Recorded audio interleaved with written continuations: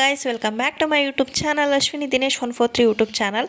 So ಇವತ್ತಿನ ವಿಡಿಯೋದಲ್ಲಿ ectopic pregnancy ಬಗ್ಗೆ ತಿಳ್ಕೊಳ್ಳೋಣ. ವಿಡಿಯೋ ಸ್ಟಾರ್ಟ್ ಮಾಡೋಣ. ವಿಡಿಯೋ ಸ್ಟಾರ್ಟ್ ಮಾಡೋಕ್ಕಿಂತ ಮುಂಚೆ ಇನ್ನೂ ಯಾರೆಲ್ಲ ನನ್ನ ಚಾನಲ್ ಸಬ್ಸ್ಕ್ರೈಬ್ ಆಗಿಲ್ವೋ ಪ್ಲೀಸ್ ಸಬ್ಸ್ಕ್ರೈಬ್ ಮಾಡ್ಕೊಳ್ಳಿ, ಹಾಗೆಯೇ ಸಪೋರ್ಟ್ ಮಾಡಿ ಗೈಸ್.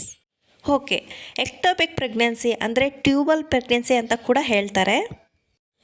ಎಕ್ಟೋಪಿಕ್ ಪ್ರೆಗ್ನೆನ್ಸಿ ಎಂದರೆ ಗರ್ಭಕೋಶದ ಒಳಗೆ ಬೆಳೆಯುವ ಬದಲು ಗರ್ಭಕೋಶದ ಹೊರಗೆ ಅಂದರೆ ಫಾಲೋಪಿಯನ್ ಟ್ಯೂಬ್ನಲ್ಲಿ ಬೆಳೆಯುವಂತಹ ಒಂದು ಪ್ರೆಗ್ನೆನ್ಸಿ.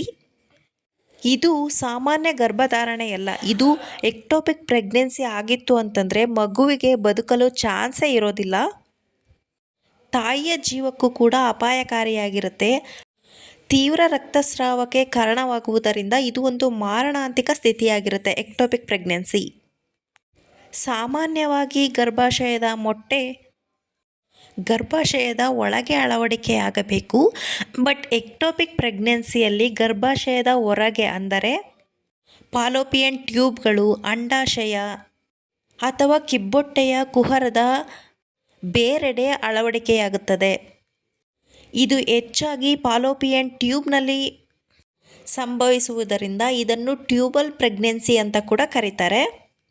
ಭ್ರೂಣ ಬೆಳೆದಂತೆ ಅದು ಅಳವಡಿಕೆಯಾಗಿರುವ ಒಂದು ಅಂಗವನ್ನು ಸ್ಫೋಟಿಸಿ ಅಂದರೆ ಒಡೆದು ತೀವ್ರ ರಕ್ತಸ್ರಾವ ಆಗಿ ತಾಯಿಯ ಸಾವಿಗೂ ಕೂಡ ಕಾರಣವಾಗುತ್ತದೆ.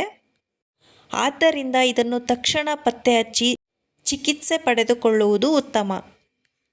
ಎಕ್ಟೋಪಿಕ್ ಪ್ರೆಗ್ನೆನ್ಸಿ ಅಂದರೆ ಗರ್ಭಾಶಯದ ಹೊರಗೆ ಅಂಟಿಕೊಂಡಿರುವ ಗರ್ಭಧಾರಣೆ. ಇದು ತಾಯಿ ಮತ್ತು ಮಗುವಿಗೆ ತುಂಬಾ ಅಪಾಯಕಾರಿ. ಇದನ್ನು ಬೇಗ ವೈದ್ಯರ ಚಿಕಿತ್ಸೆ ಪಡೆದುಕೊಳ್ಳುವುದು ತುಂಬಾ ಉತ್ತಮ. ಎಕ್ಟೋಪಿಕ್ ಪ್ರೆಗ್ನೆನ್ಸಿ ಬಗ್ಗೆ ತುಂಬ ಜನಕ್ಕೆ ಗೊತ್ತೇ ಇರೋದಿಲ್ಲ. ಈ ಎಕ್ಟೋಪಿಕ್ ಪ್ರೆಗ್ನೆನ್ಸಿಯ ಲಕ್ಷಣಗಳು ಯಾವುವೆಂದರೆ ಕತ್ತು, ಭುಜ, ಹೊಟ್ಟೆ, ಗುದದ್ವಾರ ಮತ್ತು ಪಕ್ಕೆಯ ಭಾಗಗಳಲ್ಲಿ ಅತಿಯಾದ ನೋವು ಇರುತ್ತೆ. ವಾಕರಿಕೆ, ವಾಂತಿ ಮತ್ತು ಯೋನಿಯಲ್ಲಿ ರಕ್ತಸ್ರಾವ ಮತ್ತು ನಿಶ್ಶಕ್ತಿ, ತಲೆ ಸುತ್ತು, ಅತಿಯಾದ ರಕ್ತಸ್ರಾವ ಇವು ಎಕ್ಟೋಪಿಕ್ ಪ್ರೆಗ್ನೆನ್ಸಿಯ ಲಕ್ಷಣಗಳು. ಎಕ್ಟೋಪಿಕ್ ಪ್ರೆಗ್ನೆನ್ಸಿಯಲ್ಲಿ ಸ್ಟಾರ್ಟಿಂಗ್ ಸ್ವಲ್ಪ ಕಡಿಮೆ ಹೊಟ್ಟೆ ನೋವು ಇರುತ್ತೆ. ಅದು ಏನಾದರೂ ಒಡೆದೋಯ್ತು ಅಂತಂದರೆ ಅತಿಯಾದ ಹೊಟ್ಟೆ ನೋವು, ಹಾಗೆಯೇ ತುಂಬಾ ರಕ್ತಸ್ರಾವ ಆಗುತ್ತೆ. ಸೊ ನೀವು ತಕ್ಷಣ ವೈದ್ಯರನ್ನು ಭೇಟಿ ಮಾಡೋದು ತುಂಬಾ ಅಗತ್ಯ. ಒಂದು ಸಲ ಎಕ್ಟೋಪಿಕ್ ಪ್ರೆಗ್ನೆನ್ಸಿ ಆದರೆ ಮತ್ತೆ ತಿರ್ಗಾ ಪ್ರೆಗ್ನೆನ್ಸಿ ಆದಾಗ ಮತ್ತೆ ಎಕ್ಟೋಪಿಕ್ ಪ್ರೆಗ್ನೆನ್ಸಿ ಆಗೋ ಚಾನ್ಸಸ್ ತುಂಬಾ ಹೆಚ್ಚಾಗಿರುತ್ತೆ. ಎಕ್ಟೋಪಿಕ್ ಪ್ರೆಗ್ನೆನ್ಸಿಯಲ್ಲಿ ಮಗು ಉಳಿಯೋ ಚಾನ್ಸಸ್ಸೇ ಇರೋದಿಲ್ಲ. ಏನಕ್ಕಂದರೆ ಟ್ಯೂಬಲ್ಲಿ ಮಗು ಬೆಳವಣಿಗೆ ಆಗೋದಕ್ಕೆ ಚಾನ್ಸೇ ಇಲ್ಲ.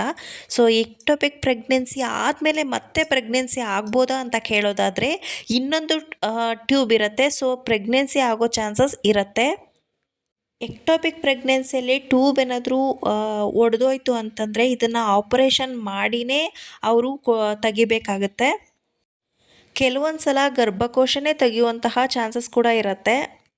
ಸೊ ಎಕ್ಟೋಪಿಕ್ ಪ್ರೆಗ್ನೆನ್ಸಿ ಆಗಿರೋರು ನೆಗ್ಲೆಕ್ಟ್ ಮಾಡೋದಕ್ಕೆ ಹೋಗಬೇಡಿ. ಆದಷ್ಟು ಬೇಗ ಟ್ರೀಟ್ಮೆಂಟ್ನ ತಗೊಳ್ಳಿ. ಏನಕ್ಕಂದರೆ ಇದು ತಾಯಿ ಮತ್ತು ಮಗುವಿನ ಸಾವನ್ನು ಕೂಡ ಸಂಭವಿಸುವಂತಹ ಒಂದು ಸ್ಥಿತಿಯಾಗಿರುತ್ತೆ ಎಕ್ಟೋಪಿಕ್ ಪ್ರೆಗ್ನೆನ್ಸಿ. ಇದು ತುಂಬ ರೇರ್ ಆದರೂ ಕೂಡ ತುಂಬಾ ಡೇಂಜರಸ್ ಆಗಿರುವಂತಹ ಒಂದು ಸ್ಥಿತಿಯಾಗಿರುತ್ತೆ.